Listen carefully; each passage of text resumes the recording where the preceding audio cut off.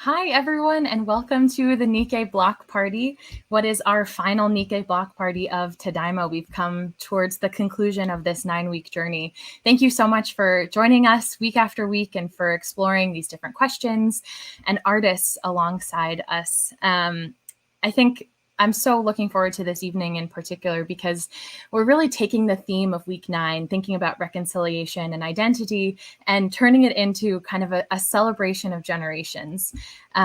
So thinking about what it means, who we are, where we come from, and what it means to be sort of in this continuum, to borrow from one of our artists, Traci Kato-Kiriyama, of activism, of art, and of history. So without further ado, I am so excited to introduce our first artist this evening, a poet, Micah Tasaka. Micah Tasaka is a queer, non-binary, mixed Japanese poet and spoken word artist from the Inland Empire, California, currently residing in the Fukui Prefecture, Japan, as an English teacher for the JET program. They received their undergraduate degree in creative writing from the University of California, Riverside. Micah is a community organizer and has taught workshops focused on creating work, publishing manuscripts, enhancing poetry performance skills, and using art and poetry as a means of healing for trauma survivors. Micah's first full-length book of poetry, called Expansions, was released on Jamii Publishing in 2017. You can find more about them on their website, which we'll drop in the chat. So Micah, thank you so much for being here and for kicking off this final Nikkei Block Party. Hey, hello. Thank you so much for having me.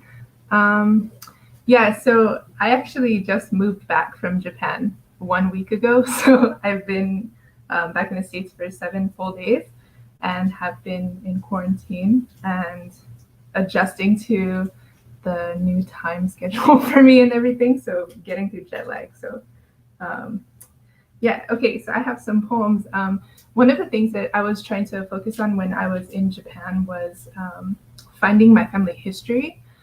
My family history was kind of like hidden from us or lost from us for quite some time. And then when I was in Japan, I found a Facebook group called Japanese American Roots that kind of helps people find their family history. And through them, I found this really wild story about my great-grandfather and great-grandmother that in the early 1900s in New York, my great-grandfather was convicted of murdering my great-grandmother. And so, so he was incarcerated, and then my grandpa and his 2 siblings grew up in an orphanage and they never knew him. So it was really wild to uncover that part of my history. And so what I started doing is taking the newspaper articles about the court case and changing them into poems. So this first one is called One Side of the Tree, Why My Father Didn't Teach Me Japanese. And it's a newspaper article that uses the exact words of my great-grandfather when he describes what happened in that situation. One Side of the Tree. The 3 of 3rd Avenue watched a soundless tragedy. A woman cut from ear to ear, brown hands found, a childish cry was wasted on the ugly wound. 3 children experienced loneliness for some time, no question of guilt, but in living on, the only way was stoicism. Tried to kill a stain that broke the custom. The weapon was public fault governed by some other nation. The law distinguished Japanese as unworthy, drawing the knife across the throat, plunging the dagger into Tasaka's own words. So that's One Side of the Tree. This is The Other Side of the Tree, Why My Father Didn't Teach Me Japanese, version 2. So one side of my family, my grandpa grew up in an orphanage and didn't really have a lot of connection to his Japanese culture. And the other side of the tree went through internment. So there's been a lot of disconnect in my family. So the other side of the tree. The bomb fell on Hiroshima, but ricocheted across the Pacific. In Poston, Arizona, it split a nerve down the center of a tree, severing root from leaves. Leaves deny their roots. Trees provide no shade across a battlefield. War displaced a torn limb, still spewing blood. Blood sick with amnesia. My family roamed deserts across generational lines, forgot the language to tell, would rather not speak about it no more, while in Nippon it rains. Heavy heart from ceiling drips, dissolving to Tommy straws, falls through the floor cannot hold us up, we seep right through. In basement puddles, attempted rebuilding, a water forgotten molds memory of a lineage, unaware of ancestral tongue, still stinking of the mildew that forms on lips unused when performing a surgery. Surgery and art crafted from these years of wondering why we wandered so far, might reconnect the veins, retrace the outline of a tree drawn on rice paper, cannot hold up to moisture, translucent to light, a fixture, pieced together until each leaf remembers the feeling of branches. Branches a sound structure, I can only hope to reassemble what was never spoken by tongues that awkward form the shape of a word that shapes a feeling, burning inside of guts, when looking across a field of trees still smoldering, questioning why the bomb was ever dropped. And then this is called An Outline of a Tree Still Yet Without Leaves. So like I said, like my mission in Japan was to retrace my family tree. And so this poem is like 3 columns, and each one is a poem in itself. So I'm going to read each one individually and then read them across as one long poem. So there's like 4 in total. So An Outline of a Tree Still Yet Without Leaves. So 1. I couldn't even find dust with my fingers. The stains erased by a bomb dropped on hometown 20 years after, dropped into a cell, the kids dropped in an orphanage. I wish I knew my great-grandpa enough to say he didn't, his brown hands full of love, not rage. But when removing a stain, the result might not know from where it came. 2. Pictures of grandpa as a boy before the orphanage also takes lifetimes to unearth our tongues, a familial inheritance of not knowing how to use, and still survives so much more. Commit to never forget. The point of origin, I may not remember the way of tracing back, but I will regrow. 3. I gather our memories, the story lost and never spoke of the shame passed on, the full impact to the language, long after leaving a thing with so many scars, it never fully heals where the center is, the root, the tree. I couldn't even find pictures of grandpa as a boy. I gather dust with my fingers before the orphanage also takes our memories. The stains erased, lifetimes to unearth, the story lost by a bomb dropped on our tongues and never spoke of the hometown 20 years after, a familial inheritance of shame passed on, dropped into a cell, not knowing the full impact the kids dropped how to use the language in an orphanage and still survive long after. I wish I knew my great-grandpa so much more, leaving enough to say he didn't commit a thing with his brown hands, to never forget so many scars full of love, not rage, the point of origin, it never fully heals, but when removing a stain, I may not remember where the center is. The result might not know the way of tracing back the root from where it came, but I will regrow the tree. This is my last one. It's called On Learning an Ancestral Language for the First Time. And after, before I start this though, thank you to this whole event, the Nikkei Block Party, and Tadaima and Erin for organizing all of this and having me be a part of it. It's really great. So this is the last one, On Learning an Ancestral Language for the First Time. On tongue tips, a sloshing of liquid, not quite yet water drips, a languid body still hoping to form each sound of a river as clearly as if it always knew the language, buried with old bones that never told a story while living. The living retrace their steps, lick up an entire ocean, fill their bodies with salt and sand and fish and still anger at the ache of hunger. So when the rain comes, let the flood bear a resemblance to the homeland that runs its fingers through my hair each night as I sleep until such skull-capped field is weeded into garden, so rich in blossoms and full of useful roots I might remember a word or two with this slimy tongue that slithers easily into sentence as if it always knew where it came from. Thank you so much. Thank you so much, Micah. That was incredible and such a powerful way to begin, thank you for being with us. Thank you for fighting through some Wi-Fi issues. That was awesome. We are now going to premiere a really special video. Huge thank you to Brooke Ishibashi for pulling this together with her mother and her grandmother. This is a song that, I know Brooke's family has a special connection to, and has, is one that was played at camp dances and carried forward. So please enjoy this next musical piece, and we'll follow that up with some work by Bruce Tetsuya. Hello, my name is Mary Kageyama Nomura. I was interned at Manzanar Relocation Center from 1942 to 45. I was just 16 years old at the time, and leaving Venice, California, just my siblings, because I had no parents, my older brother, my two older sisters, and my younger sister. We were just us, but we made it. And we were, well, I was there since I love music so much. I always had music in the house, and so it wasn't long before I started singing in camp.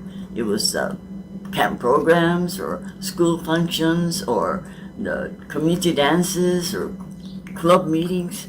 Just a ham. I also just like to sing, and before long, people started calling me. I don't know who it was, but started calling me the songbird of Manzanar.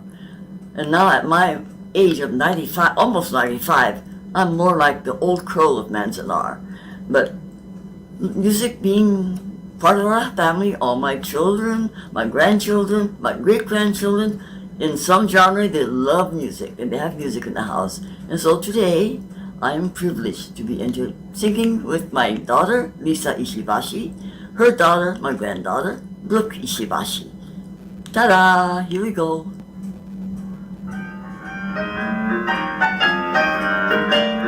Gonna take a sentimental journey, gonna set my heart at ease. Gonna take a sentimental journey to renew old memories.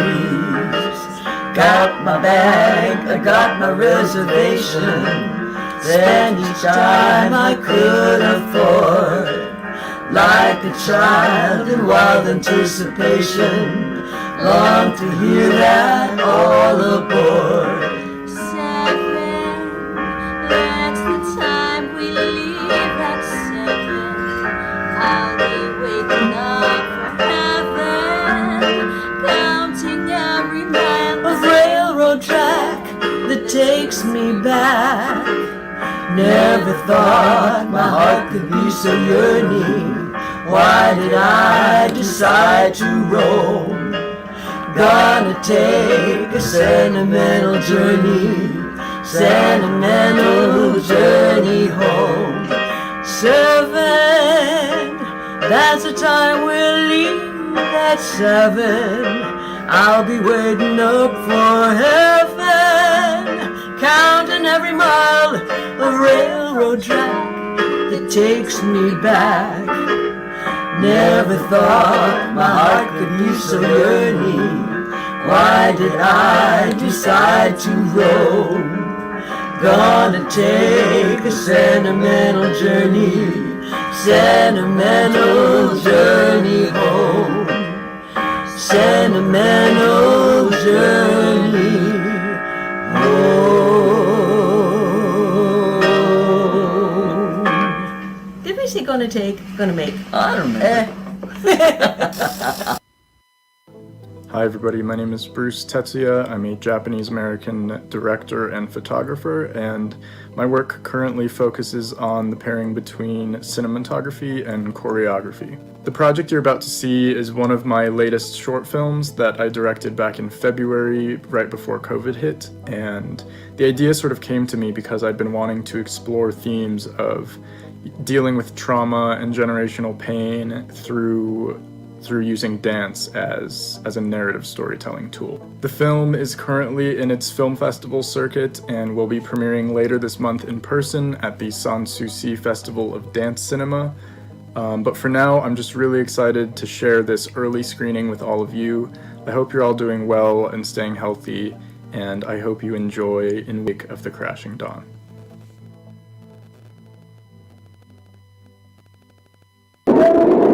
Messaging from some of our politicians not making it any easier. From the Secretary of State. Before I address the efforts that we've been engaged in to push back against the Chinese virus. To members of Congress. Over the past 6 months, the United States government has gone back and forth between enforcing the new Immigration Act of 2020, which would put a considerable amount of stress on both Asian American relations to the United States and with the Eastern Asian countries in which the non-alien residents came from. President Wright has endorsed and set into motion the bill. Beginning in March, effective nationwide, a ban on immigration from Eastern Asian countries is in full effect.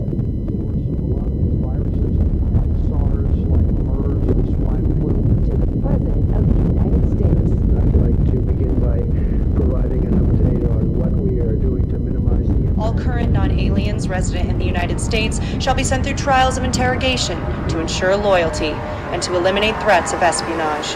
Any party or individuals found guilty of such charges will be placed on an indefinite hold at one of 4 camps located around the Midwest.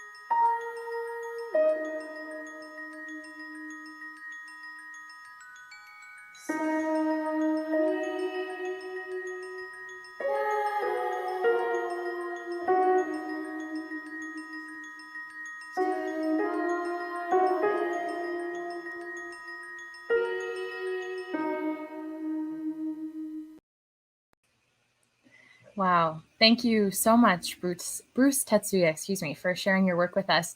And thank you to Mary, Lisa, and Brooke for singing. That was awesome. And to Royce for putting that video together.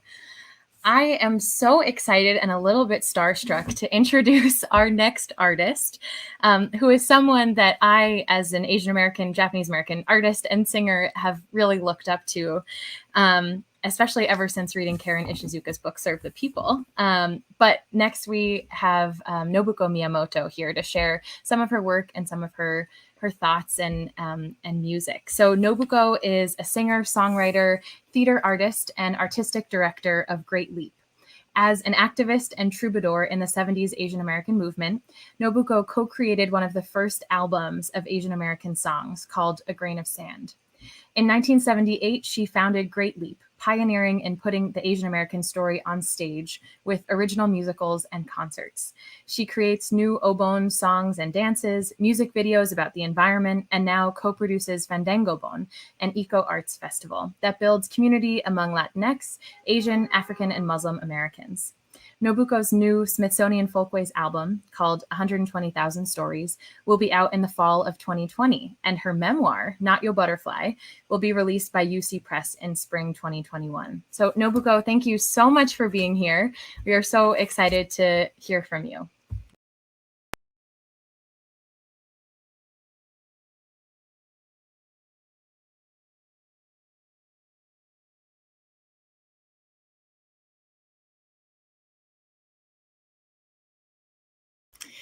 Nobuko, I'm so sorry to interrupt. You're muted, so we can't hear you. I think on StreamYard, you're muted. Let me see if I can. On your computer, you have to unmute yourself.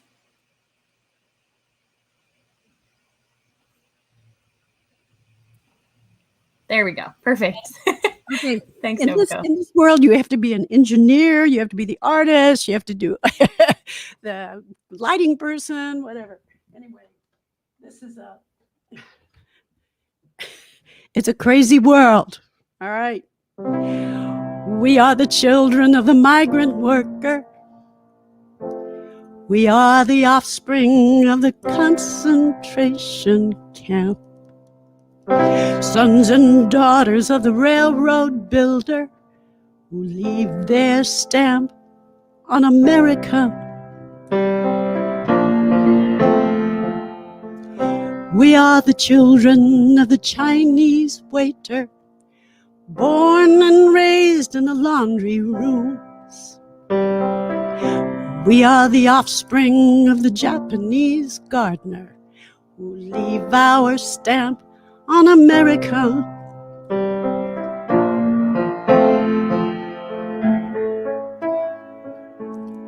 Sing a song for ourselves. What have we got to lose? Sing a song for ourselves. We've got the right to choose. We've got the right to choose.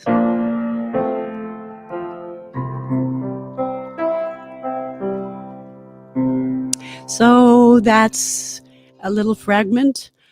One of the first songs that Chris Ijima and I wrote in 1970. 50 years ago. Oh my God. So, I grew up without hearing a song that sang my story.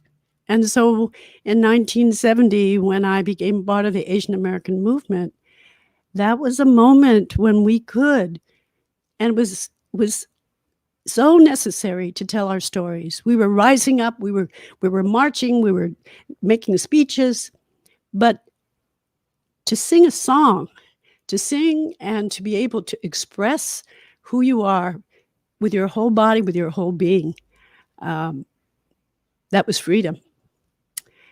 So very early in the movement, we were also involved in a lot of other communities. It became, songs were actually a way that we communicated with them, because a lot of people didn't know who Asian Americans were. And we found it was a very easy way to introduce ourselves. So this song came when we were working with the Latinx community in New York City, who right down the street from my house were involved in a movement to take over housing apartments, empty houses, empty apartments, and moving in poor people rent-free in the middle of the night because it was a housing shortage. So it sounds like a good idea for today. Anyway, this song came as a result of them actually helping us as Asian Americans find our own storefront called Chickens Come Home to Roost. And so we hung out a lot, and we also, we took over a building and turned it into our coffee house. And in that coffee house called The Dot, we met lots of singers and musicians of Nueva Canción. Nueva Canción meaning new music. This is movement music from Latin America, music of the struggle. And they saw the power of song and beautiful lyrics, poetic. And we were very inspired by this. So anyway, this was our first song in Spanish. Nosotros somos asiáticos y nos gusta cantar para la gente.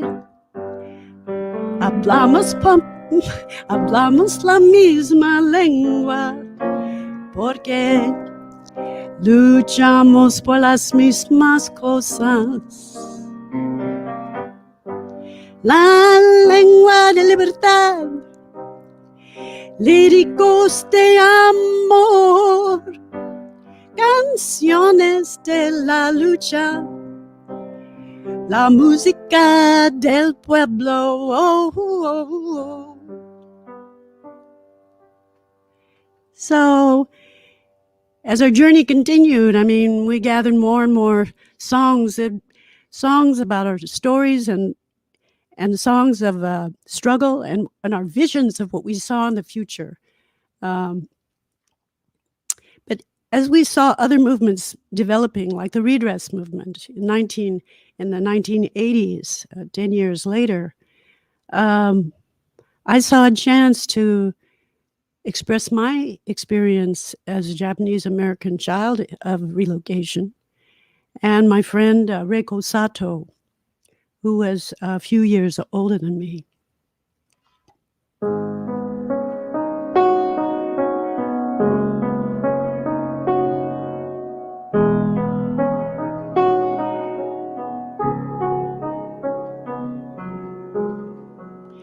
Pacing the barbed wire, measuring my life. You're all out there, and I'm here inside.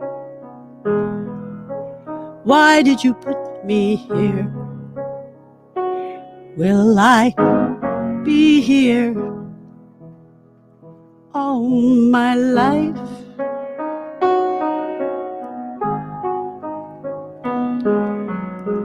They're planting flowers, using up their time, counting the hours. Some are losing their minds. How long will you keep them here? Will they be here all their lives?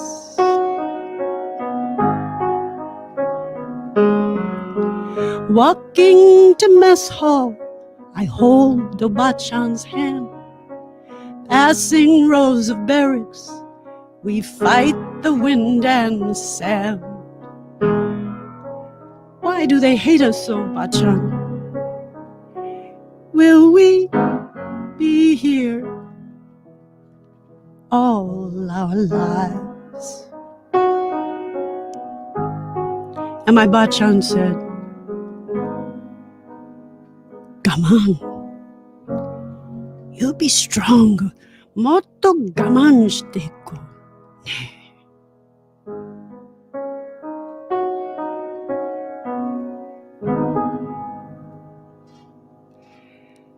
So those songs are a few fragments of music that's going to be part of the album 120,000 Stories. And,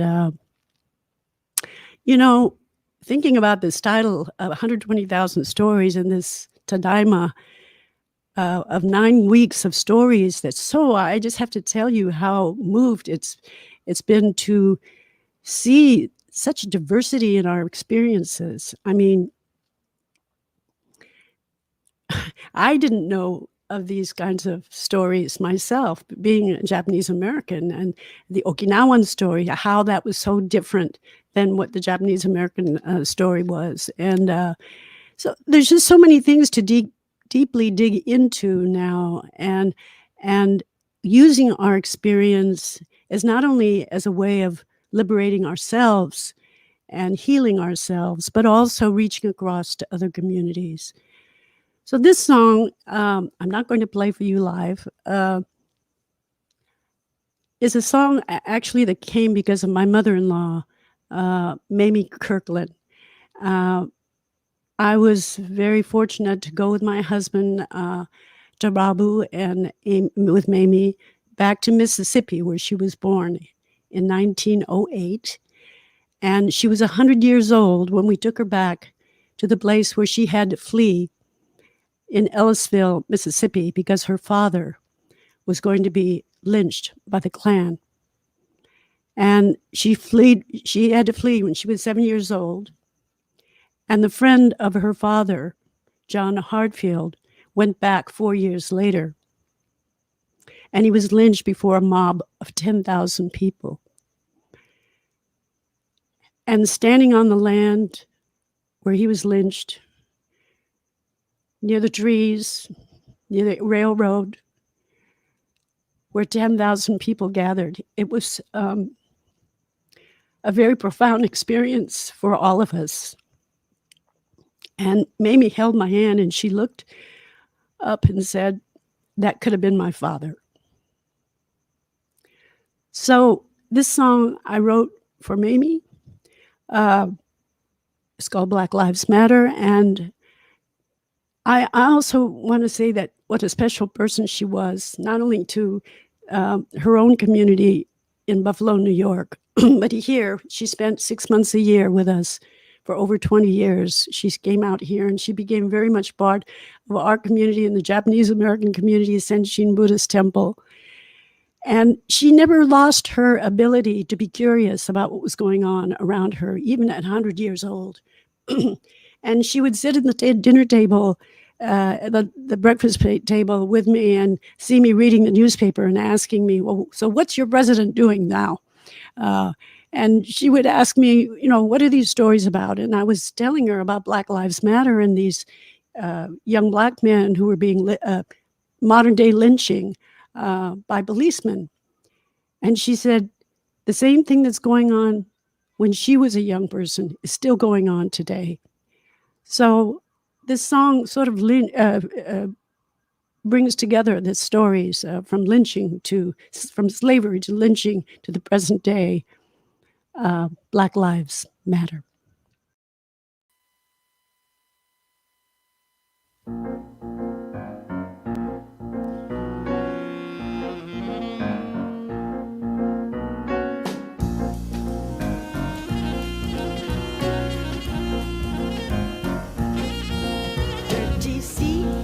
Lie in the shadows, waiting for the light, talking story round kitchen table, clear as black and white, black and white, black and white. How many lives have been taken? How many names we don't know? Locked up in cages with dreams, nowhere to go, nowhere to go, nowhere to go. He's my son, he's my brother, he's my husband, he's my lover, she's my sister, she's my mother, she's my friend, she's my other, he's my son, my brother, he's my husband, he's my lover, she's my sister, she's my mother, she's my friend, she's my other. Black Lives Matter. Black Lives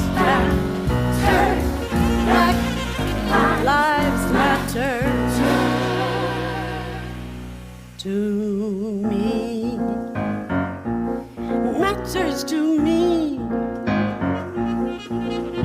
Since slavery and lynching, since don't have a Chinaman's chance, since cowboys told the Indians, your land is my land, your land is my land. This system gives permission to the one with the biggest gun. But remember David and Goliath, little David won. David won. Little David won. In the moonlight or the sun, Baltimore or Ferguson, in your home or in the hood, Compton or Hollywood, in the alley or your car, Charleston or New York, in the subway or the street, Brooklyn or Royal Heights. Black lives matter. Black lives matter. Black lives matter. To me. He's my son, my brother. He's my husband, my lover. She's my sister, my mother, my friend. He's my son, he's my brother. He's my husband, he's my lover. She's my sister, my son. She's my mother, my brother, my friend, my other husband. He's my son, he's my brother, my lover. He's my husband, he's my lover. She's my sister, she's my mother, my friend, my other. In the moonlight or the sun, Baltimore or Ferguson, in your home or in the hood, Compton or Hollywood, in the alley or your car, Charleston or New York, in the subway or the street, Brooklyn or Royal Heights. Hey-oh.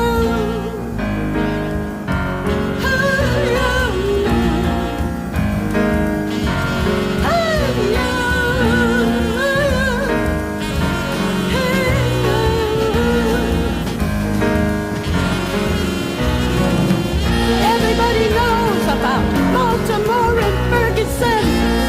Everybody knows about Charleston. Everybody knows about Mississippi. Goddamn. Everybody knows about Emmett Till and Oscar Grant, Eric Garner, I Can't Breathe, and Sandra Bland. But how many lives have been taken? How many names we don't know?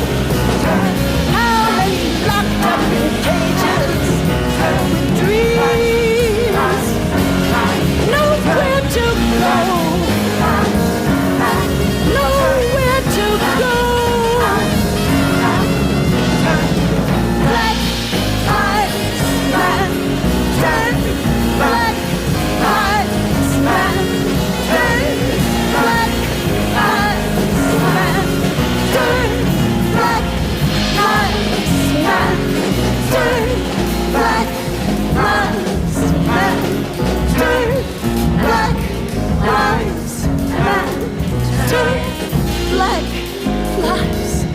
matter. Black lives matter.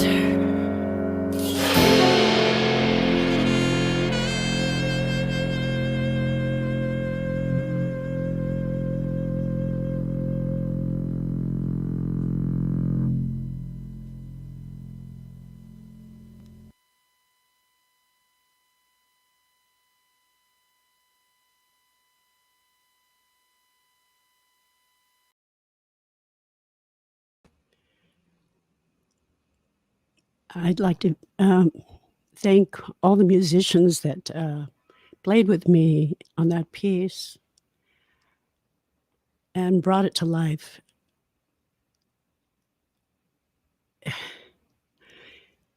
You know, our lives are much more complicated than it seems, and it's really right now it's a moment to share those complicated lives and celebrate them. And in one of the scenes that you saw there was a young singer, who happens to be my granddaughter, Asiyah Ayubbi. And it was such a pleasure to see Brooke sing with her grandmother and her mother, and the joy that they have singing together.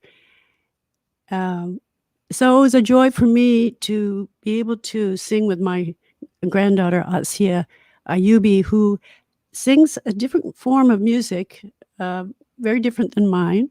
And she's going to explain where her music comes from. Asiyah. Hi, everyone. My name is Asiyah Ayubbi. I'm Japanese African American mixed kid. The type of music that I sing, they're called kasaid or kasidas.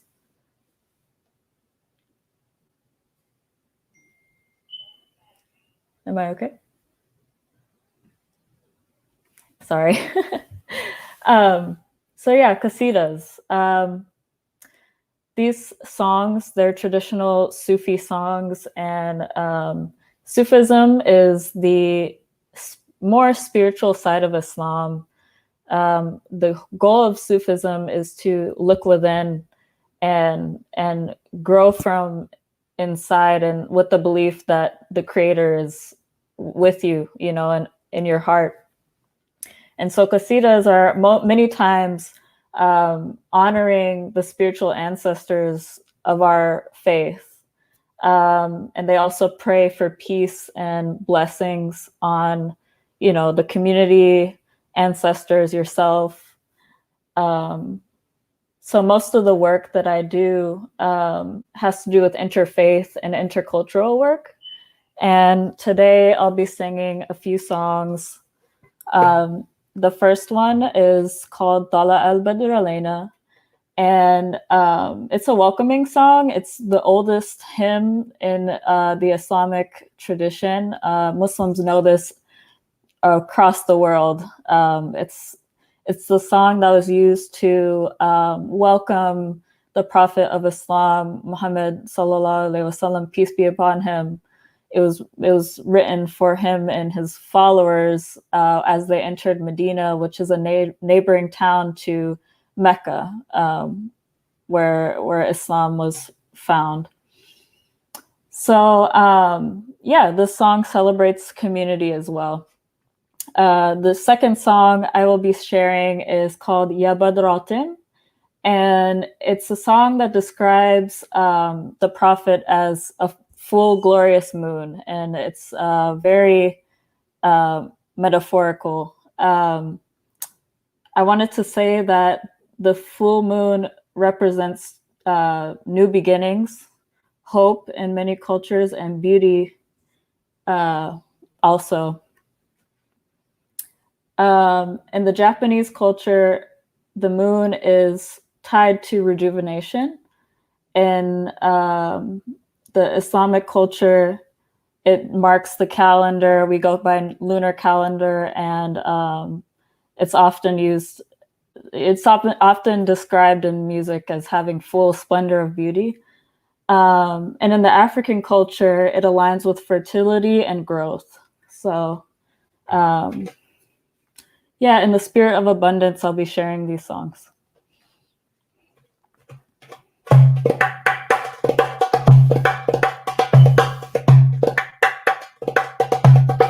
طلع البدر علينا من ثنيات الوداع وجب الشكر علينا ما دعا لله ذا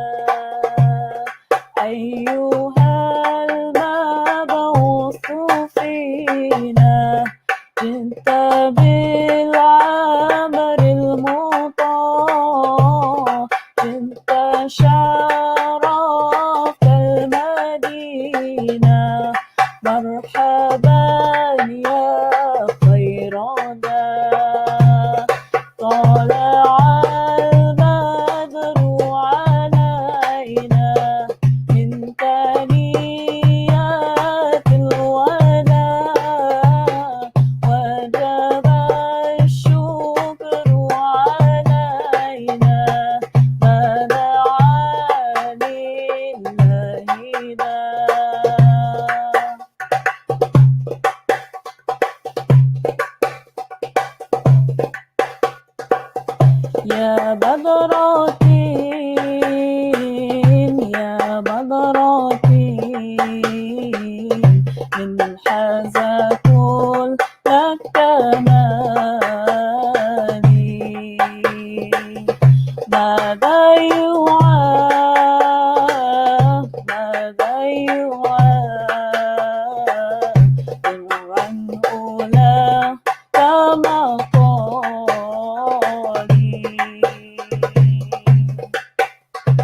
أنت الذي أشرقت في أفق الأولى أنت الذي أشرقت في أفق الأولى فما حوت بالأنوار كل ضلالي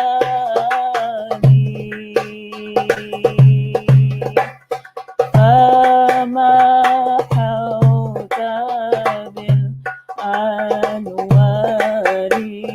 كل ضلالي يا بدراتي يا بدراتي إن حاز كل كمالي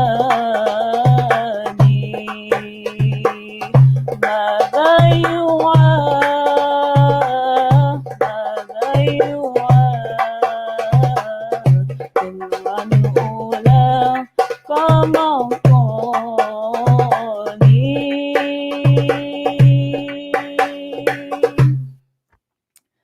Allahumma salli wa sallim wa barik alayhi wa ala ali. That's a blessing to finish. So, Asiyah. Hey, Grandma. Good job. Good job. Thank you. Beautiful. Beautiful. I was so, when Kamal, my son, became Muslim, it really changed our family. He was about 19 years old. And then after he married and had a couple of kids, actually 3 kids, he moved from California to Michigan.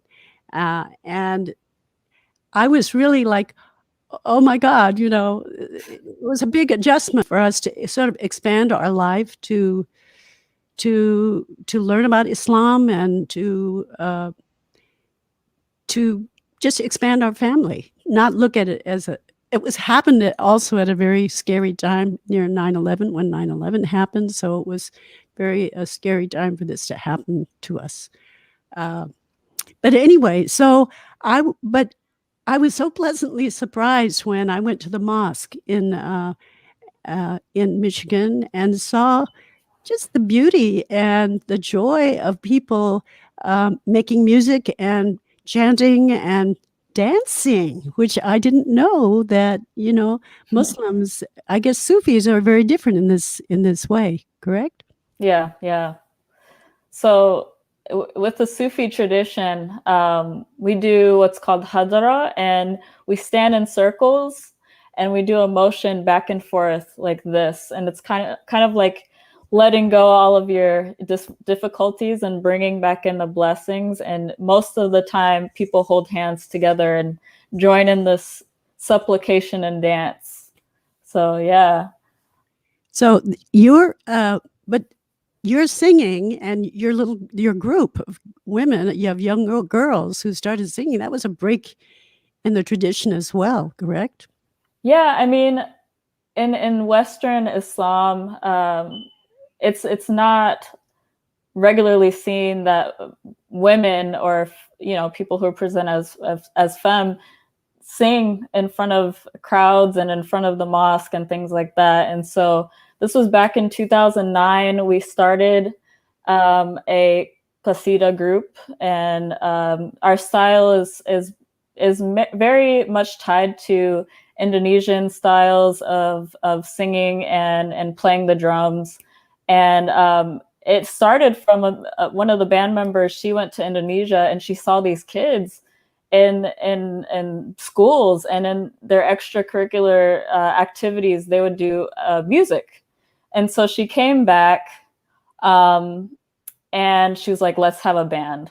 Let's do this. Let's start something. And we were young. I think I was 12 or 13 when we started. And the person I talked about, her father is my spiritual teacher, Sheikh Hisham.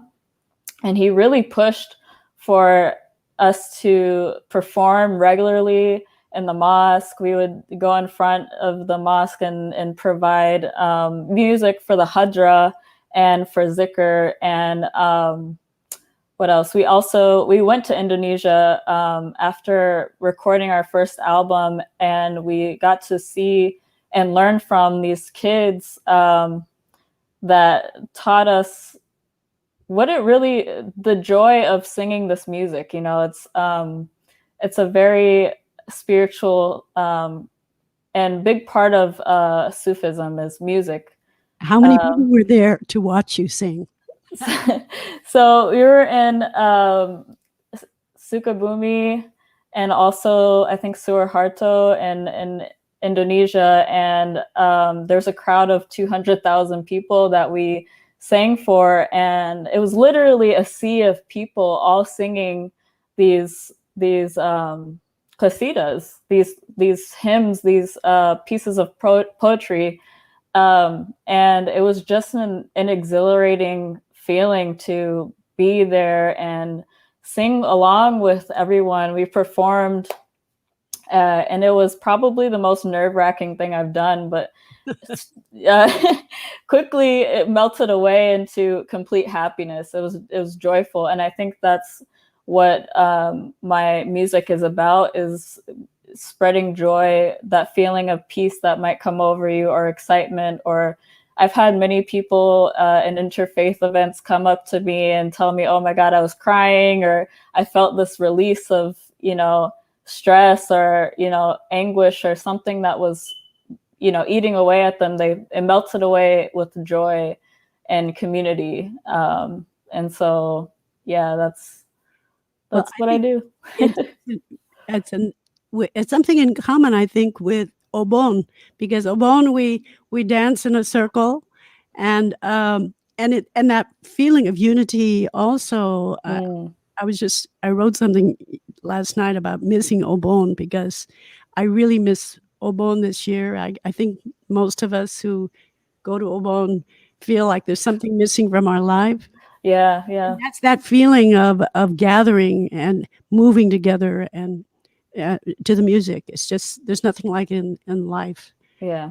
And so thank you for sharing that with us. It's and I want to, your groundbreaking work reminds me of another groundbreaker, and she has been a leader in our community, a next generation from my generation, who has started she's a poet, a writer, and started an amazing gathering in Little Tokyo called Tuesday Night Cafe. First it was called Tuesday Night Cafe. Now it's called the Tuesday Night Project, that created a space for young people to come together to perform, because we don't have many spaces like that in our lives to really encourage us in the arts to have a voice.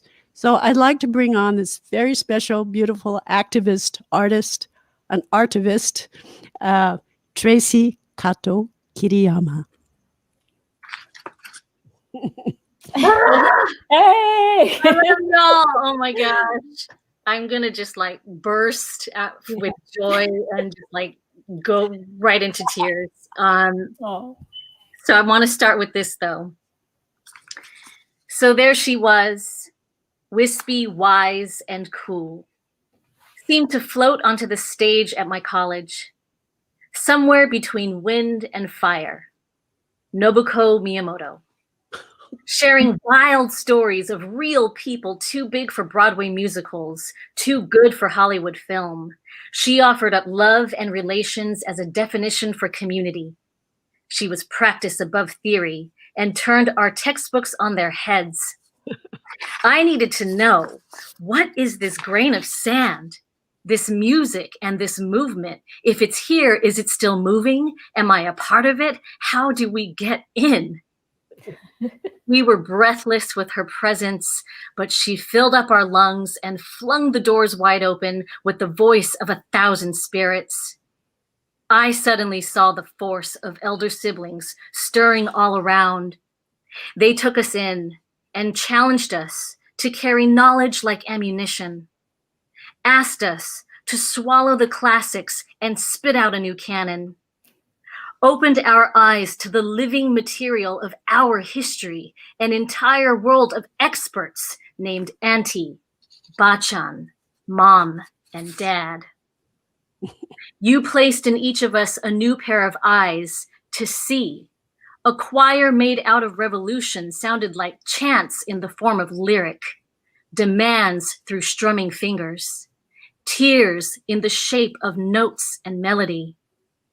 You placed on each of us a new set of limbs to grow past ceilings and walls, beyond generations and relatives and blood, to unfold our familiar limbs and reach for every other as one. You transformed our air into tales meant to be sung. That's for Nobuko! That was beautiful. That was music in itself. That was music in itself. I wrote that and got to share that many, many years ago. And I'm so happy to be able to revisit it. And to share that along this multi-generational moment with both of you. That was so beautiful to listen to both of you sing. And I'm gonna bring you back. I'm definitely gonna bring you back into this conversation in about 30 minutes. So love, love, love, and we'll see you in a second. Hi, everybody. I am so honored to be a part of this today. I just have to give a bunch of thanks right off the bat. First of all, I should say my name. My name is Traci Kato-Kiriyama. My pronouns are she and they. And I'm an artist, an organizer, an artist organizer. I work in the arenas of theater and literary arts, multidisciplinary performance, site-specific installation, and device ensemble creation. You know, bunch of words. But most of all, I'm just really so grateful to share this space as part of the finale to, like Nobuko said, an incredible, kind of unfathomable 9 weeks of presenting and bringing together so much of our community and so much art. And I'm so happy that, you know, the bulk of that will be documented and will live. Yeah, it's just amazing. So I do want to shout out specifically to Erin Aoyama and Courtney Ozaki and Kimiko Mar and Hanako and the whole crew. And we should really shout out to Royce, who's also running things right now technical folks, stage managers, producers are really like the awesome people that I owe so much to in my profession. So today I wanted to give you just a little heads up of how we're going to do the next amount of time here. I'm going to talk a little bit about a few organizations that really ground my work, and then we're going to show a short video about a play that I've been working on with a bunch of people. And then I will be reading a couple poems, and then I will bring back Nobuko and Asiyah so we can close out with some juicy conversation and take in your questions and comments as well to engage with us. So that's kind of how it's going to go. Just to, if you had any anxiety, if you're always like, well, what's going to happen next? That's how I like to do it. If you notice my eyes moving up above the camera, it's because my printer wasn't working to give me my notes. So I'm looking at a screen here to keep me on track. Really, I love to think on and speak about and converse about continuum and community. I see myself walking into any space, virtual, physical, spiritual. I am very firm in the fact that I walk in with not just my own set of experiences, but I walk in with generations. I walk in with a host of people who have paved numerous and wide and deep paths for me to move forward on. And my first best teachers were my parents. So I always want to start with them, because George and Iku Kiriyama, I hope my mom is online, but technical stuff can be hard. But I can show this to her later. Hi, Mom. My mom and my dad, they started this thing called the Japanese American Historical Society of Southern California in, I believe, 1981, 1983, somewhere in the early 80s when I was a kid. And, even as public school teachers, they always told me, like, you really need to pay attention. When we introduce you to people in the community, you need to talk to people much older than you and understand that you're going to learn a lot and so much, and most of what you need to know about yourself and this world and this country outside of your textbooks. So that was a profound statement that they made to me, and they would, have me organize buses to the Manzanar pilgrimage. And from there, they really opened up my eyes and my relations to folks who would eventually become my big siblings, my big sisters, the aunties in the community, the wise folks, my heroes and mentors. And they then continued to raise me into my adulthood and really challenged me to see beyond just Japanese American experience and Nikkei experience, but my experience as tied with all cycles of oppression, with all other communities. And it really opened up my world. So I want to talk about 3 organizations. One, I'm going to start with the one that is probably the newest, but that's in quotes, Nikkei Progressives. Nikkei Progressives includes, we're talking some of the most veteran, badass organizers. It's only new in this formation called Nikkei Progressives, but it really is truly a multi-generational organizing collective of progressive Nikkei folks in Los Angeles. And it's liberal, progressive, left, radical. It's a spectrum. And basically, I'm just really grateful to work with what I consider a whole host of intergenerational Nikkei rabble-rousers. We focus on immigrant justice, work to shut down detention centers, prisoner support, electoral advocacy to end the current administration, learning on and supporting the organizing for Black reparations and those affected by slavery and Jim Crow through federal, state, and local governments.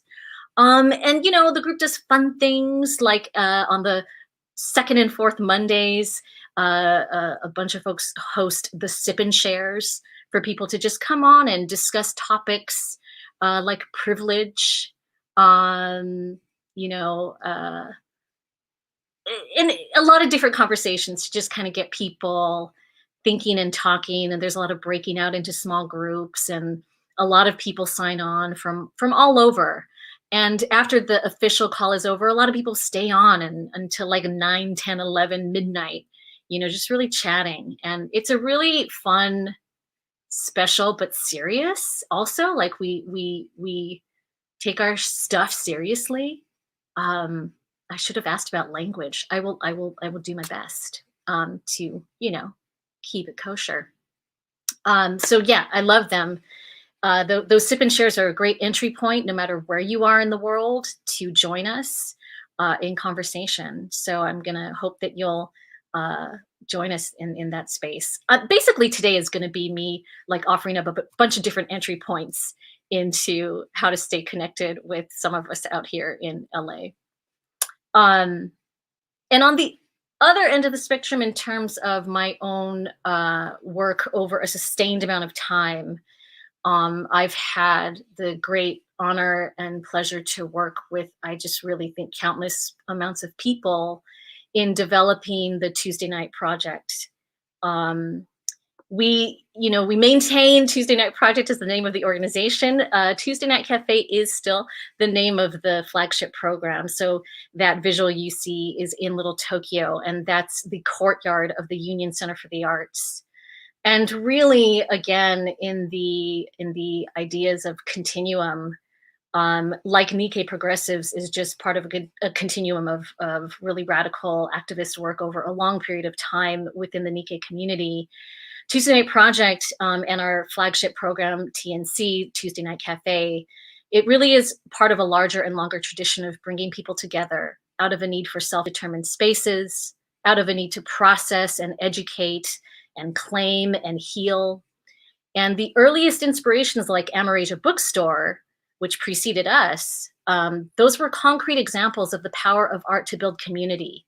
And they allowed folks like Evelyn Yoshimura and Bill Watanabe of the Little Tokyo Service Center to say yes to us, because they already knew that art and community go together. And in turn, we were inspired by multi-generational, multidisciplinary spaces in East LA, in South Central, in Highland Park, to begin to imagine spaces by and for the Asian American community. And so, yeah, right there, first and third Tuesdays, spring through fall, we host Tuesday Night Cafe, and I'd be remiss to not say, like, our lead curator and producer, Sean Miura, as well as a whole host of dedicated staff and network who volunteer their time to make this space. I wish you could feel the vibe coming from this picture, but people time and again will say how much it's a space of like challenging but positive warmth and honesty and really like togetherness and belonging. So I invite you out when we are post-pandemic to, join us again, we hope, in 2021. And as we are pausing during the pandemic with in-person programs, we are continuing a series called Tea and Letter Writing, a much more intimate space. It's currently virtual.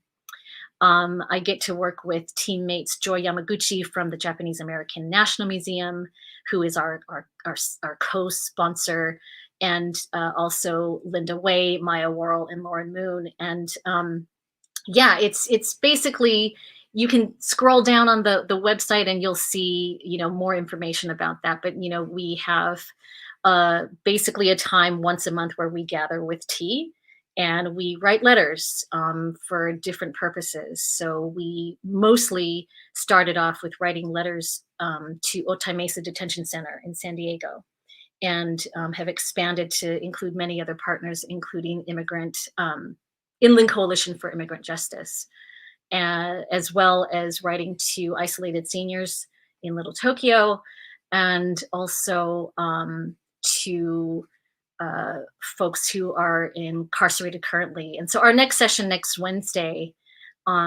is going to be a really good time for us to kind of come together, relax into the space with some tea pours and tea shares. And then we're going to write letters to folks who are currently incarcerated in San Quentin. So another entry point, I'm just saying. Third and last for now, I want to speak a little bit about Vigilant Love. This is another organization that I have so much deep love for. You see there Seher Pirzada and Tracy Ishigo, our co-directors. And really, we do a lot of solidarity work focusing on fighting against violence, surveillance, and Islamophobia, and really reaching for systems of safety and healing and justice. And we have a new campaign to challenge the mosque to prison pipeline that is kind of under the guise of mental health services that are administered by the Department of Homeland Security. So we're looking at things like programs that are called Countering Violent Extremism or Targeted Violence Terrorism Prevention. And we really, work with a lot of different groups in the community on these projects. And this is sort of our current campaign. And I invite you to, keep learning more with us. And I am mostly, very actively involved with our Solidarity Arts Fellowship. And that is something that brings Muslim and Japanese American communities together to build relationships and critical education amongst each other. It's a sustained 6-month program, and we go really deep into a lot of critical education and organizing and relationship building. So through this program, I've gotten to work with so many amazing young folks and partners. And I really focus on ways in which folks can work together to create and to collaborate artistically and creatively. They already come with the issues and the content. And I just like to disrupt maybe some of the ways of doing things and think about non-isolationist artistic work that requires collaboration and shows us the fruitfulness of what we can create when we're doing it in collaboration. So I'm really pleased to work with these folks. And beyond Vigilant Love and before Vigilant Love, we started at the end of 2015. We were organizing a vigil to address the ban on Syrian refugees. While we were in the midst of organizing that, the attacks in San Bernardino happened. And so through our work at the end of 2015, we decided that we wanted to keep the work going, and we came upon the name of Vigilant Love. And really, again, to the point of continuum, that work that came together rather quickly at the end of 2015 was only because of all the work before us and our elders who, really brought us together right after 9/11 to make sure that we were showing up. And the Muslim community responded to that and reached out to us and said, well, who are you? This is great. You're showing up, at a time that nobody else was. But they said, we need to learn from each other and break bread. So really, again, like my mentors, my big siblings, they are the ones that reached back. Everyone's reaching out and reaching back and, really built relations over a long period of time so that we started to share in breaking the fast during Ramadan. We started to learn more about different spiritual practices, and learn also again about like our interconnectedness in terms of issues and also the differences, right? And yet at the end of the day, just really trying to come together to do the right thing and to build family in a new way. And I mentioned the Solidarity Arts Fellowship. That was, prior to that, a program called Bridging Communities for many, many years. And that was developed by JACL and CARE and NCRR. So I want to speak a little bit about Nikkei for Civil Rights and Redress. And they were really, I consider, one of my first opportunities to learn from and build with a grassroots organization while I was still in college. And, they would allow me to experiment with artistic pieces alongside, different kinds of collaborations at the Day of Remembrance programs. They would check me when I thought I knew too much and maybe spoke too much in their meetings. They really have provided me with so much education on just how to be a person in this work, and to understand that this is sustained work. This is work that we do for the long haul. And I've maintained my relationship with NCRR in many different ways. And something to know, I'm sure in this particular group, you all are pretty familiar with NCRR, but I always make it a point to say that, they were really involved in the redress movement along with other organizations, of course. But what what role they had that really meant a lot to me personally was how they made sure that there was a commission that was created to capture the stories and testimonies of people who were incarcerated during World War II as part of the redress movement. And so originally there was going to be a hearing just in DC. And it really was folks from NCRR, they were saying, because the folks in DC wanted like the experts to testify. And NCRR was like, well, the experts are people. They're the ones who were there. And you need to create a commission and fly out to the cities where they live. It's going to be hard enough for us to get folks to speak up, let alone, do it outside of their community. So that led to the CWRIC hearings, the Commission on Wartime Relocation and Internment of Civilians hearings that went out to 10 different cities. And Los Angeles, Visual Communications and NCRR, they really did a lot of work to raise money and make sure that they documented near every single minute of those testimonies, over 26 hours of testimonies, and made sure to archive it well and save it. And many years later, I saw some clippings in the Japanese American National Museum, and I saw these folks who were so mad and emotional and articulate, and they were just breaking silence left and right in a crowded room. I mean, it literally changed my life, because I really thought from that point on about how, yes, we hold a lot of intergenerational trauma, right? Like we hold and pass on trauma, yes. But we also are a part of a continuum of resistance and noise and breaking silence. And really, when I saw like clip after clip, I was like, yes, see that? Oh my gosh, I want to know more about that.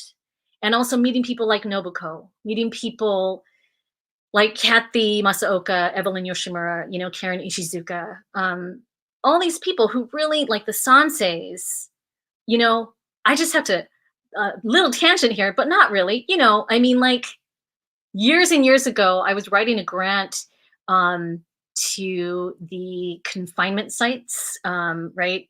And I was really trying to pitch a whole grant program to focus on sansei stories as part of this continuum, this legacy. And I heard that I got close, but they really wanted to focus on Nisei stories. And I think that is important. Of course it is.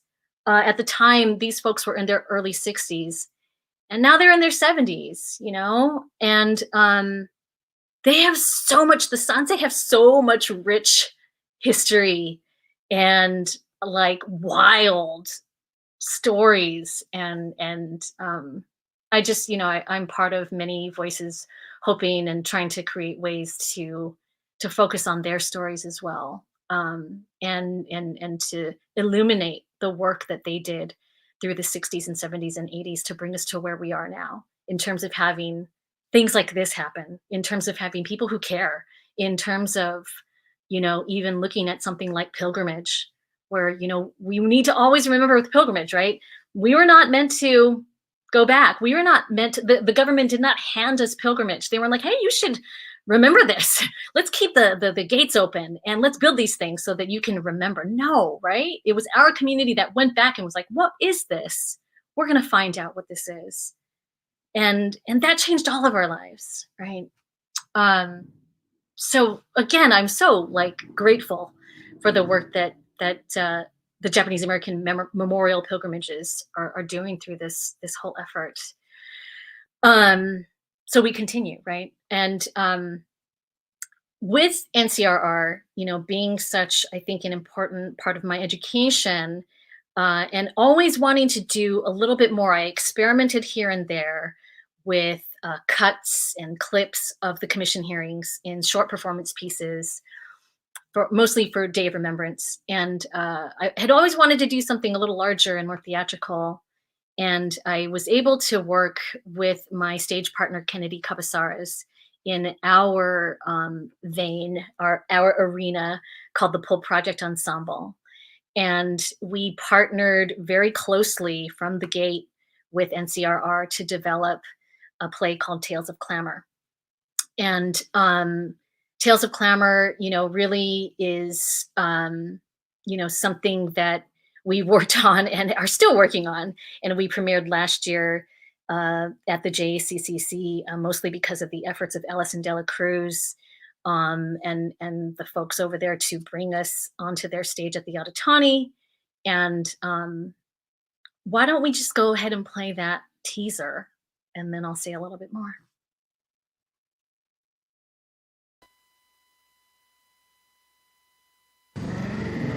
And because of this evacuation, I really denied my children their Japanese heritage.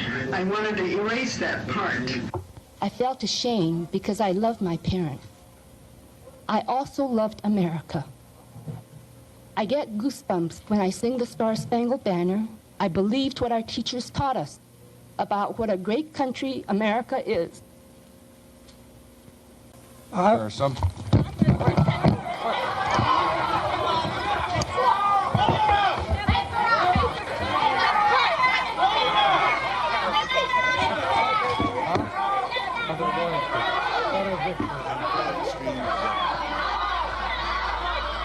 I am for extreme vetting. And make sure when they do join our country, a Muslim registry is part of its anti-terror plans to isolate certain places of origin. Pull Project Ensemble, in partnership with NCRR and JACCC, presents Tales of Clamor, a play that links past and present, analyzes the journey of 40 years of silence, and utilizes the road to redress as a case study for the collective clamor necessary for change today.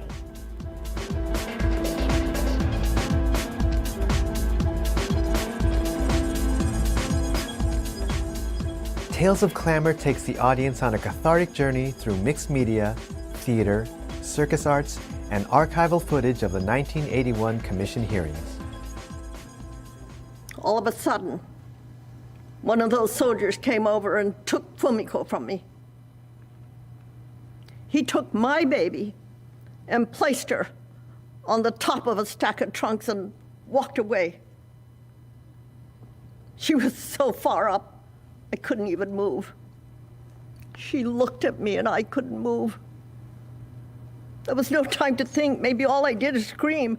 I must have made some kind of noise because the next thing I know, everyone in the crowd around me stopped and they ran to catch Fumiko before she could fall off of those trunks. I couldn't believe it. He took my baby out of my arms like she was baggage. I didn't know what was happening. I didn't know what was happening. I can never forget that day. I wish I could. I just can't get it out of my head.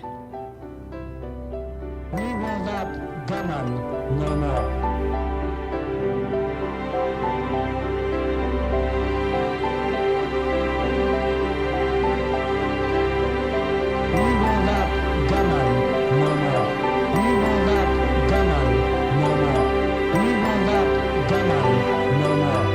My name is Sally Kirita. My name is Sue Kunitomi Embry. I am Sumiko Seki. I am Taonki Watanabe. My name is Toru Dave Matsuo. My name is Vernon Yoshioka. My name is Warren Tadashi Furutani. I, William Morie Shigeta. I am Yayoi Arikawa Ono. My name is Yoshihiko Fred Fujikawa. I'm Yoshu C. Nakamura. My name is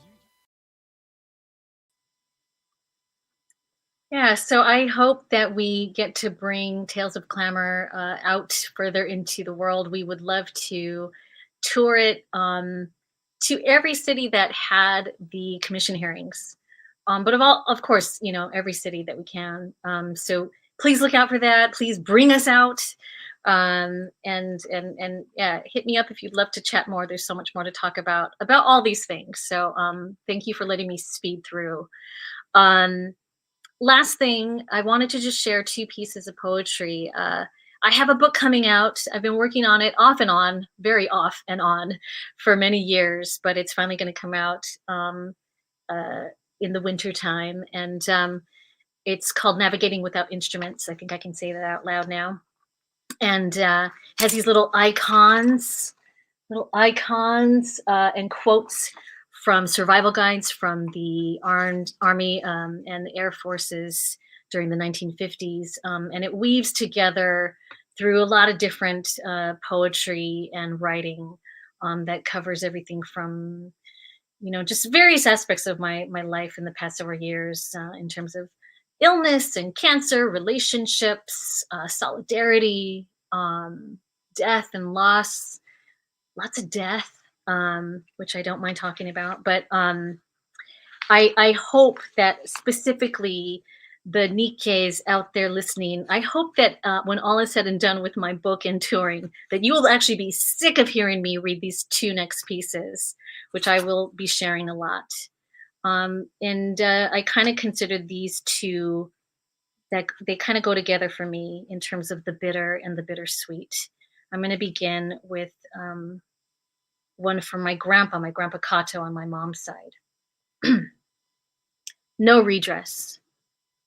No museum, no monument, no poem, no song can house the spirit of a past soul like that of my grandfather, who died before justice could meet the old man at his mailbox. Grandpa never got to stand in line at the bank, 3 inches taller, with redress check in hand, 1 foot in front of the other, feeling grounded again. Never got to deposit an apology in his savings account.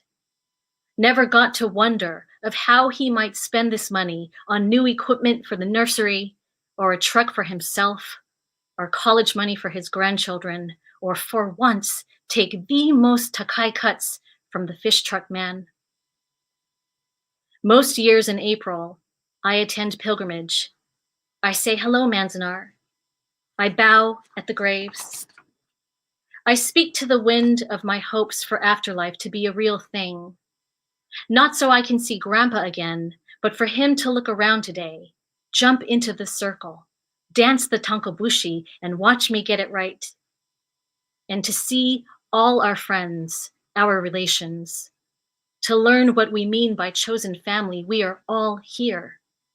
Not only to remember, but to remind the local docents this place will never be a museum. This body will never forget. And we leave pilgrimage with pledges as concrete as the monument. We sing songs to keep each other awake on the long ride home. We lose sight quickly. Rearview mirrors, a pitch black sky, where they close the gate at the hour they have had enough of us, where we leave behind parts of our best poetry, where I hope not, but think Grandpa sits still, waiting.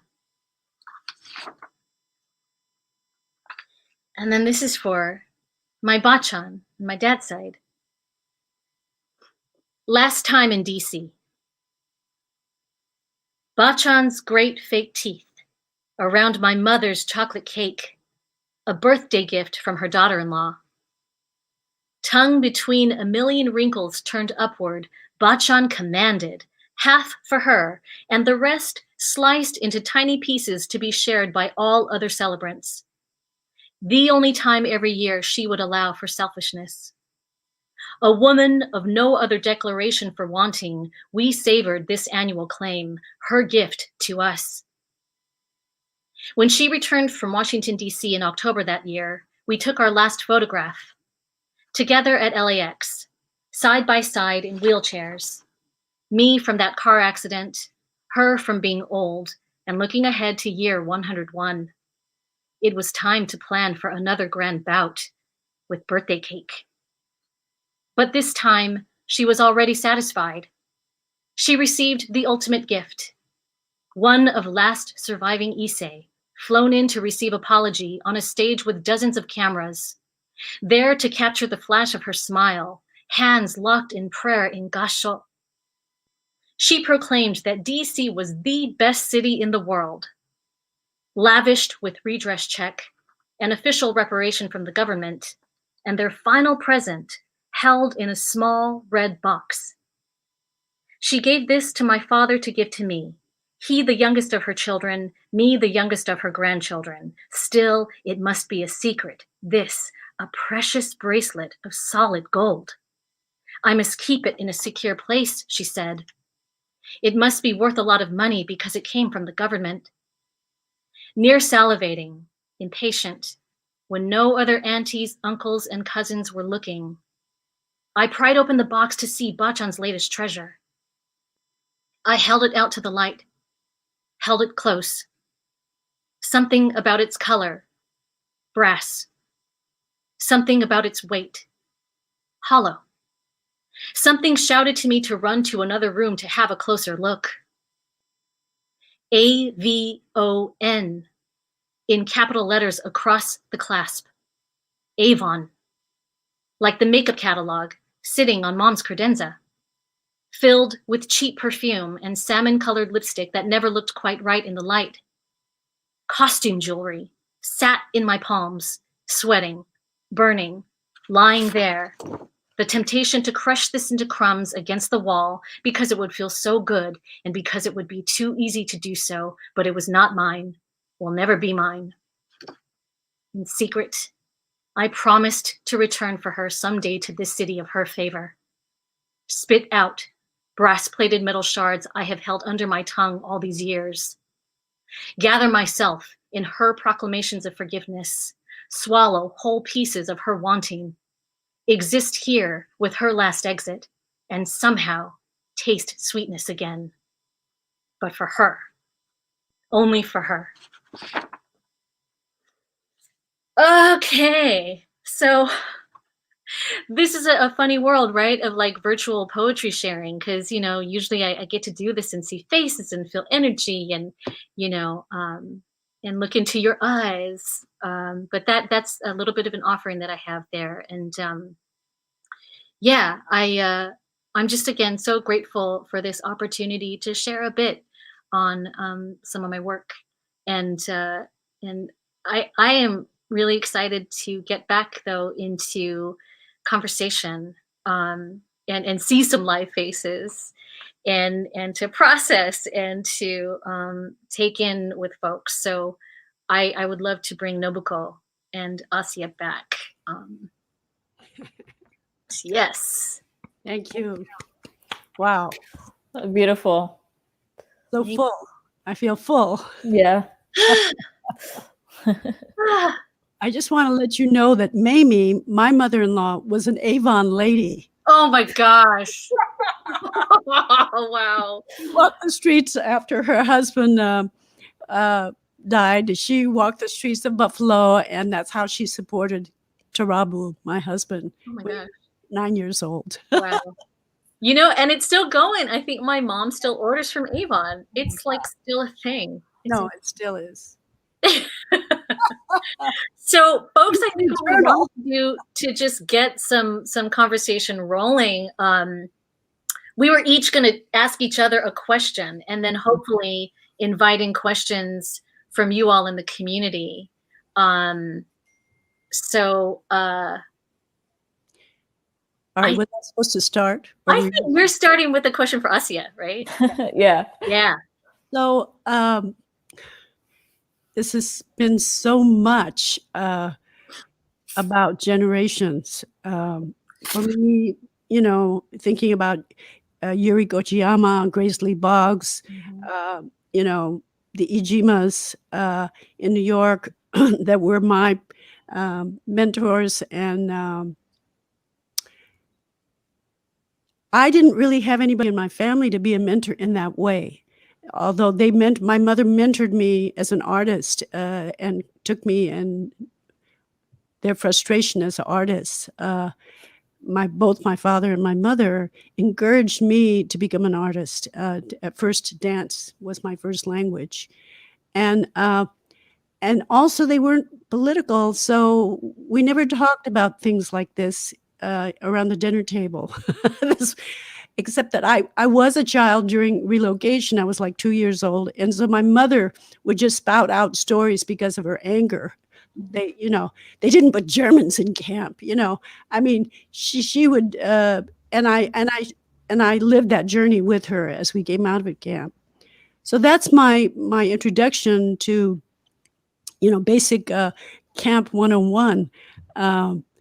But now, Asiyah, you come from a family on my side where I've been a part of the movement, and I'm from 1970, and your father grew up. His father was a part of the movement, the Black liberation movement. He was with Malcolm X. So you've grown up knowing these stories, and I want to know what you think about your legacy, and is it overwhelming to you? Has it made your life easier, or has it made it more challenging? I think it's definitely been an ebb and a flow over the years. I think from a young age, I was exposed to so much art from you and on mom's side too, all of the singers in our family, and art was always kind of like the thing that informed everyday life for me. I would go to Obon with you in the summer. We would drive down to LA from Oakland, and always that was a tradition, right, in the family to go to Obon, and also church with Grandma Mamie. We would go to church and celebrate her birthday. And so being in a multicultural family and also multi-arts family, I think from a young age, I kind of had a certain identity to me. I knew who I was from a young age, and I carried that with me consciously throughout my years of growing up into adulthood. And then I think when we moved to Michigan, I'm based in Michigan now. And when we moved to Michigan, that's when excuse my language, shit hit the fan. Nobody really understood me. They were like, who is this girl that wears at the time I was wearing a hijab, a scarf, and people would be like, oh, you're from Saudi Arabia then, if you're Muslim, and I'd be like, no, that's not that's not the right thing. So it was, I grew a lot into my identity because of the questions, I think, that were asked, all the time about who I am, what I do, why I, wear the things that I do. So yeah, it's been a journey, and, I've been exposed to Great Leap's work all my life, and, Sacred Moon Songs was just that was after post 9/11, you did that, right? Mm-hmm. And I remember a bunch of, a lot of that program, and it really touched me from a young age. I was exposed to Dan Kwong and, his art too. And yeah, I'm just thankful for this journey of identity through the arts. So yeah, I wanted to ask Traci a question. So, I come from an arts family, and I was wondering, what was it like for you when you started to delve into your art and become the artist that you are now? What was it like for your parents or your family? Yeah. I think it was definitely, it had been a journey for a long time. And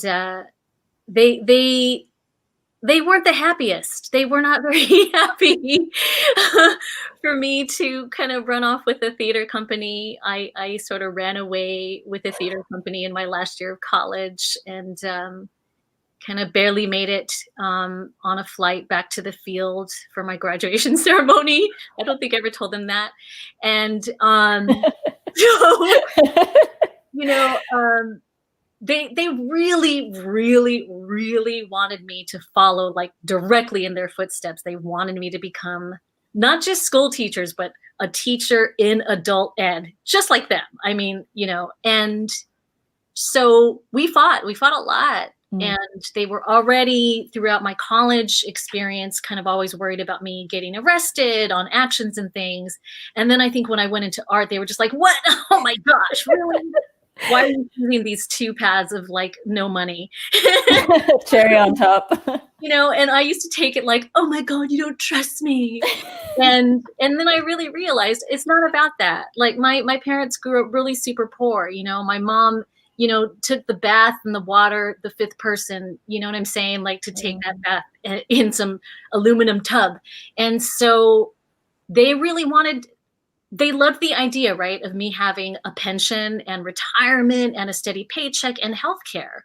And so it took me a while to realize that that's what they meant.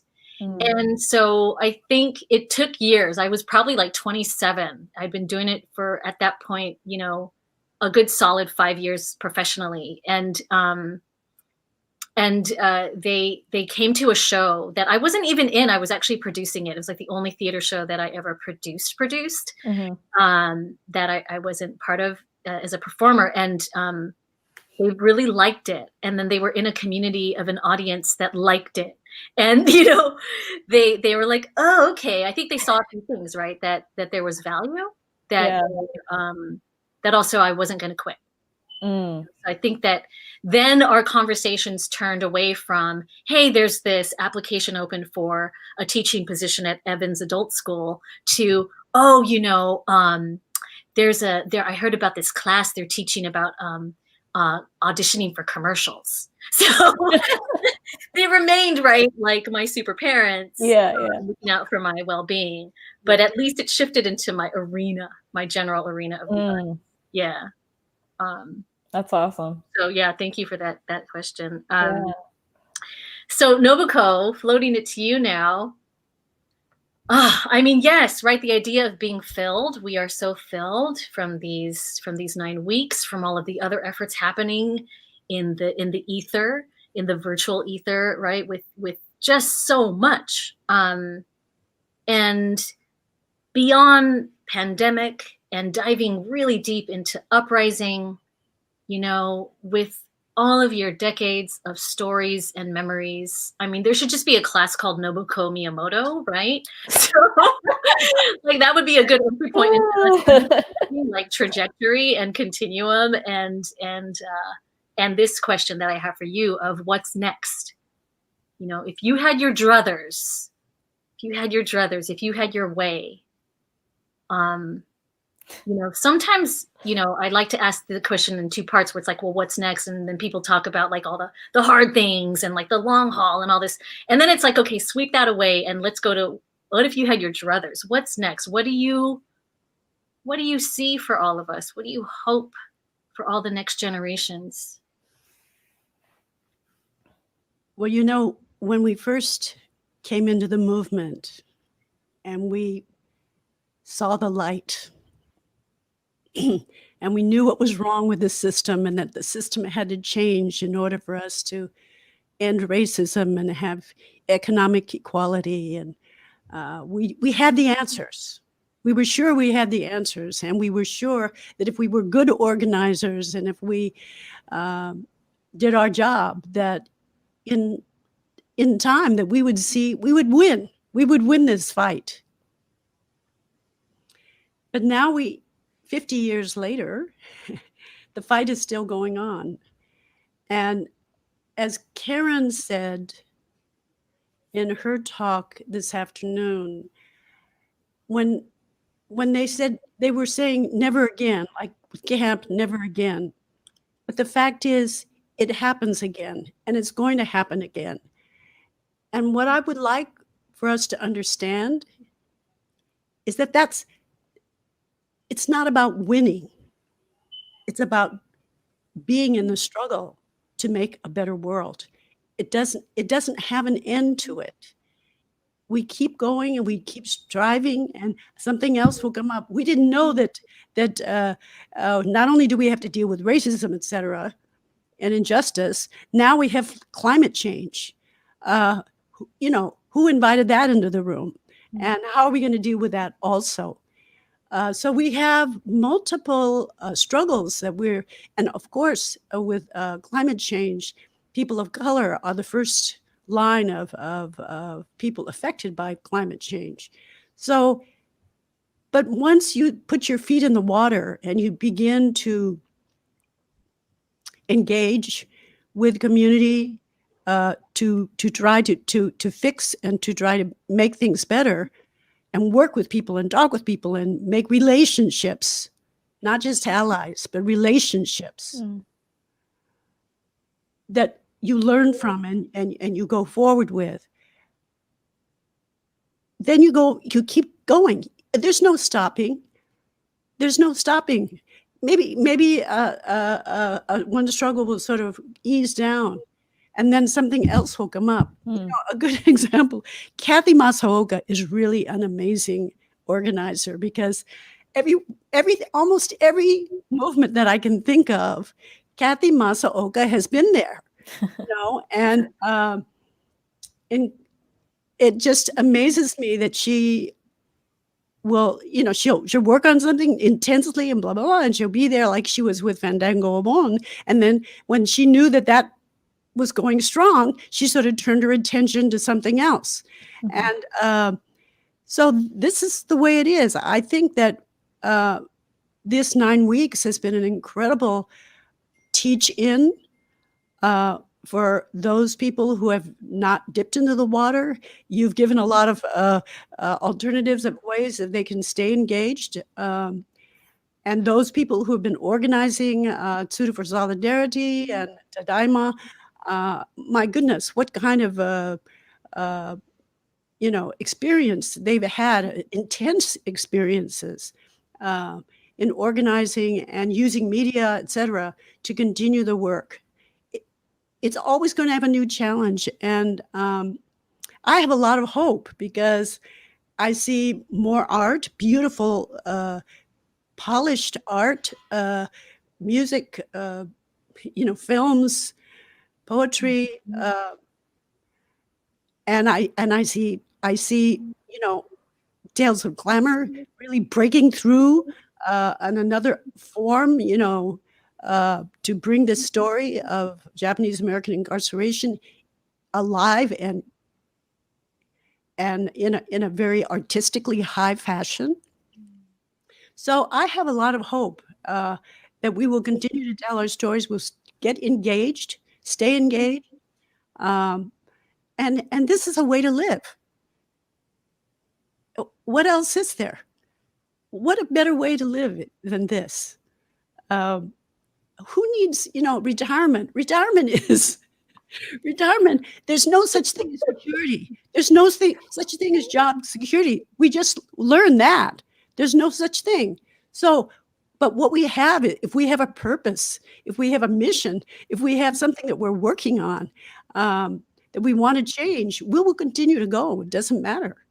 We'll find a way to eat. And my motto has always been, as a single mother for many years, 13 years, I lived really on the edge, I promised myself I would always make art no matter what, and I would always stay involved in the movement. And the way I did it is I said to myself, if I'm doing what the universe wants me to do, the universe will take care of me. And so far it has. So I think we don't have to cling to security. I think our parents, yes, they worry about that. And yes, it's important to be able to put food on the table. And I really feel for people right now who are struggling because of the COVID. But how can we be of service now? Mm-hmm. There's so many ways that we can help. And so I feel full. I feel totally full of this knowledge that's happened in these 9 weeks, that even though we were robbed of the ability to go to pilgrimages, we were robbed of Obon this year, which I really miss. Do you miss Obon? I miss it. Do you miss Obon? Is that something? It's a real nostalgia for me right now. I really miss What do you miss about Obon, Traci? I read your piece last night, and then I wrote one too. Do you want to share yours, Nobuko? I know we only have 10 minutes left, but I think that would be so lovely to hear. Gosh. Really?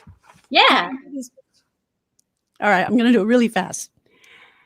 I miss yagura and lanterns, crowds in the hapikots and tennis shoes. I miss smiling faces, whole faces, a hint of incense wafting from the temple. I miss little girls in their first kimono, elders chatting and fanning themselves with their uchiwa. I miss Obon. I miss dressing room chatter, bare feet on tatami. I miss generous hands of ladies wrapping us in yukata, wearable origami in bold patterns, reminding us of who we still are. I miss Obon. I miss dancing through the gate to the music of Bonodori Uta, trying to be graceful, geta on concrete. I miss being in a moving village, forming circles around circles, dancing the steps of our ancestors, losing ourselves to remember them. I miss Obon. I miss the don of taiko, the twang of shamisen. I miss climbing up the yagura, Atomic Nancy's voice reaching for the moon.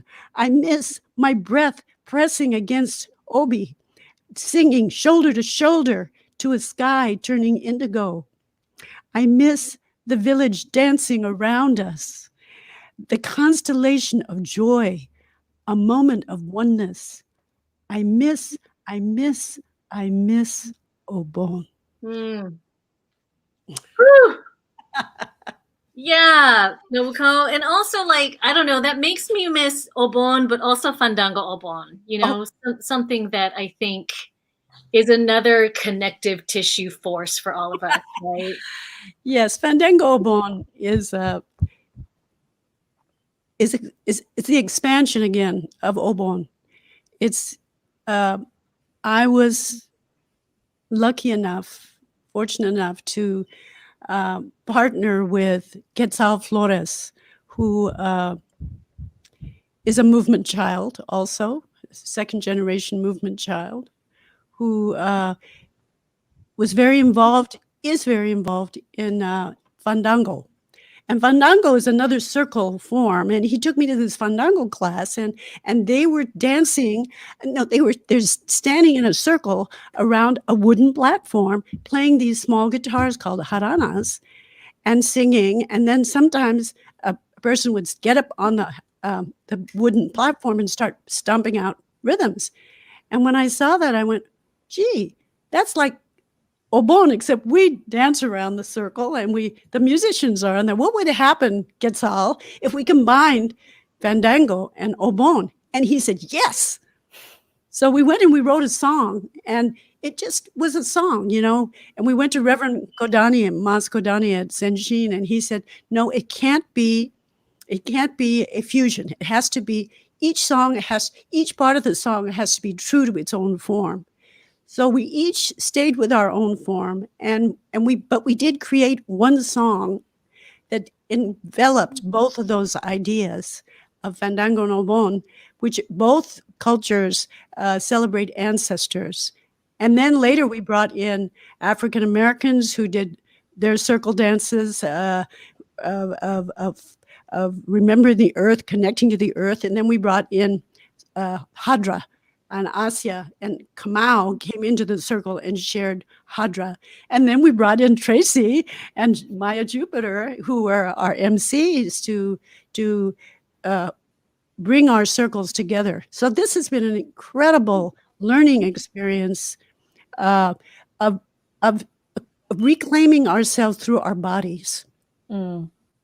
That's something I believe that Obon does to us, is that we're not only thinking about our connection to ancestors, we're actually embodying the steps that they've done. So we're sort of reclaiming with our bodies, our own histories. But by learning dances from other cultures and hearing their music and making music together and sweating together in that circle, for hours, we're connecting ourselves in a way beyond words, in a way beyond gestures. Yeah. Yeah. And, I think for whatever reason, Fandango Obon always seems to land on like the hottest Sunday of that month. And we are no doubt.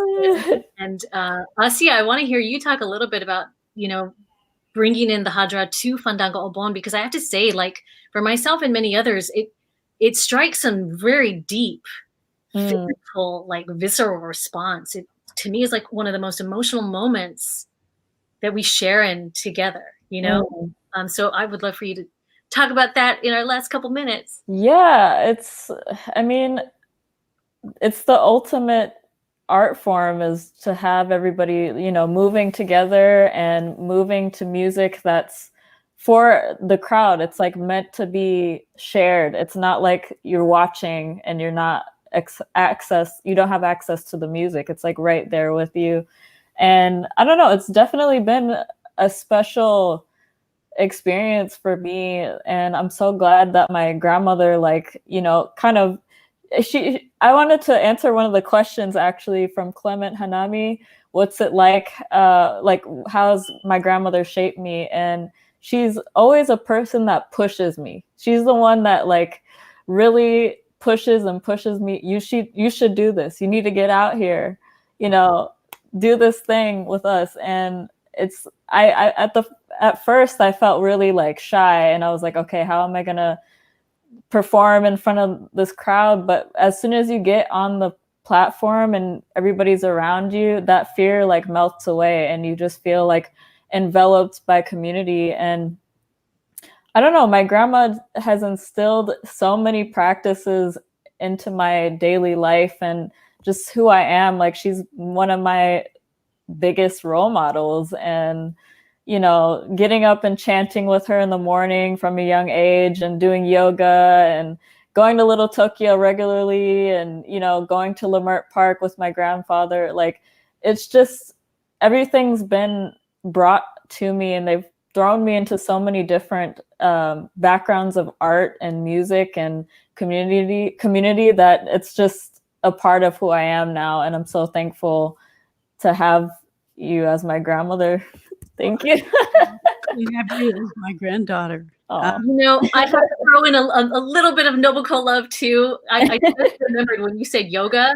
Nobuko, I don't know if you remember our collaboration where the Hmong community in Wisconsin just totally invited us in, right, for that crazy 10 days that we had there. And I mean, I thought I worked hard, but I would be woken up every morning by the sound of Nobuko doing yoga and chanting at like 7 a.m. every day. And we would work and write and oh my God, do workshops till the end of the night. And so we were desperate because we only that's true. We had to work fast. But you were like really guiding that ship, and I was so awestruck. But I think we only have a minute left, and I know you wanted to like leave the folks with a little bit of bambutsu, right? So I guess we're gonna say our goodbyes here, everybody. There's no rush, but whenever you're ready, wrap it up. Okay. Okay. So love you all. Thank you so much. Thank you, everybody, for welcoming us into your circle of squares and having us share music. Especially, I'm so happy that we could share music. But this next piece was created for Suda for Solidarity as a video. Bambutsu was written by Quetzal and myself and Martha and Cesar. And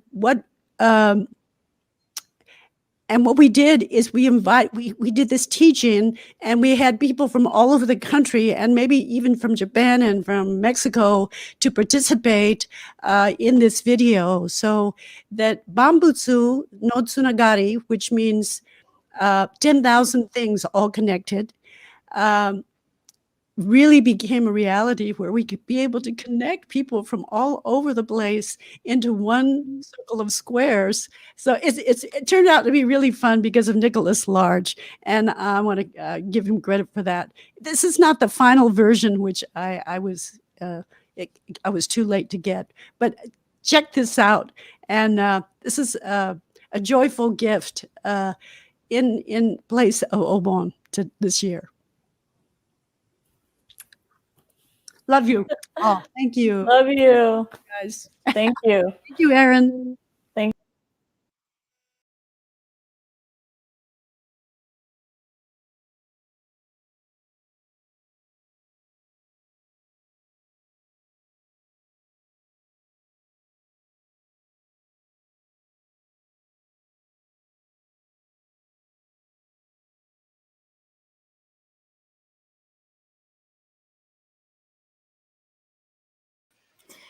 We're going to play that video in just a second, but I wanted to take a moment before we sign off to say thank you so much, Nobuko, Traci, Asiyah, Bruce, Brooke, Mary, Lisa, Micah, for sharing with us. What a perfect way to end the 9 weeks of this block party. I'm going to really miss doing this every Saturday night, but thank you so much to each of you for spending your time with us and sharing your wisdom. Thank you, everyone at home watching along.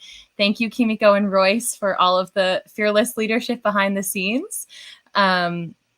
We are just so grateful to have shared and celebrated all of this together. And now we will go to Bambutsu.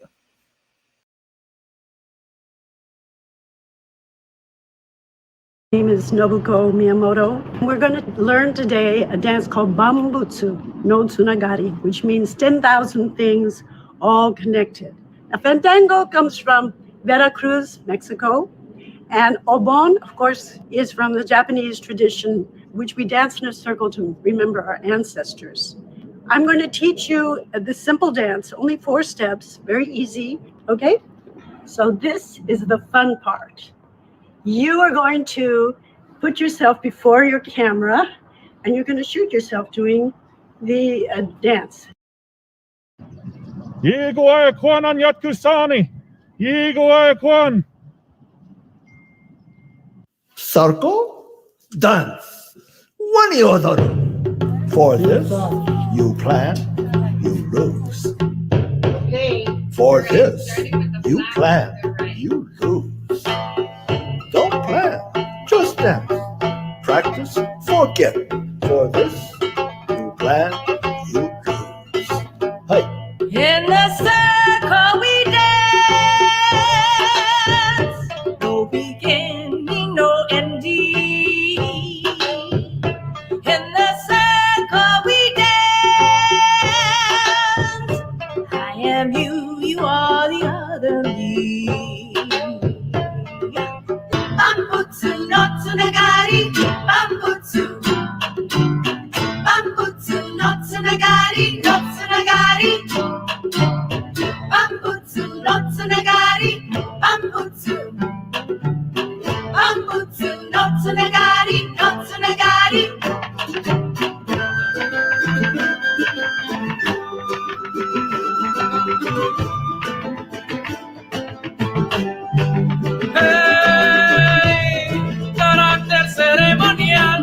El fandango rompe el orden, celebración especial, en donde las almas borden con sus ritmos, melodías, que el día de hoy celebramos, ancestral sabiduría, con la cual nos abrazamos. Bam, bam, butsu.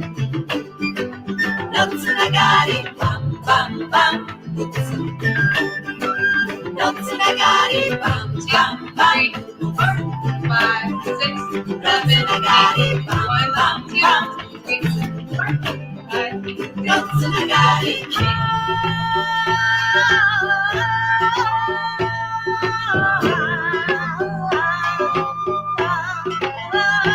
In the circle we dance, like the moon and the sun.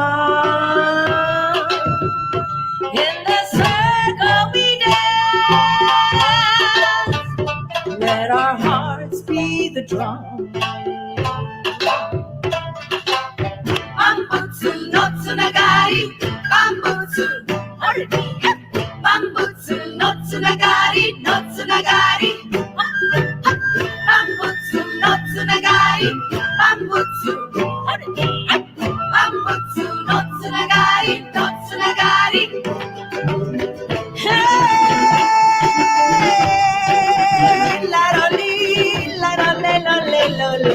celebrar. Empecemos a remediar con los ancestros del don. Empecemos a remediar con los ancestros del don. Es tiempo de celebrar Navidad, fandango, bon. Es tiempo de celebrar la vida, fandango, bon. Notsunagari, bam, bam, bam. Notsunagari, bam, bam, bam. Notsunagari, bam, bam, bam. Notsunagari.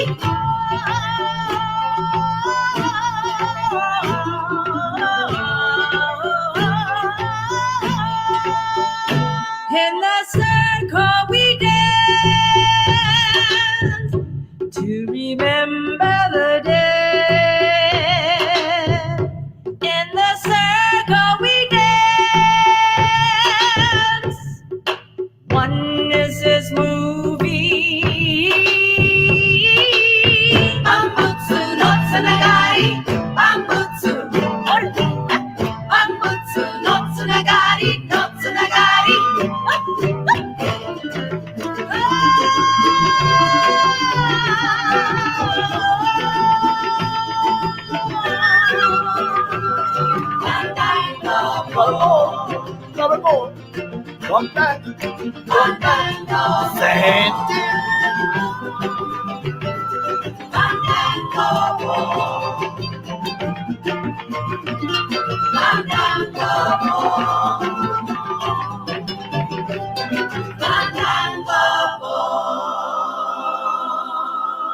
What, you want more?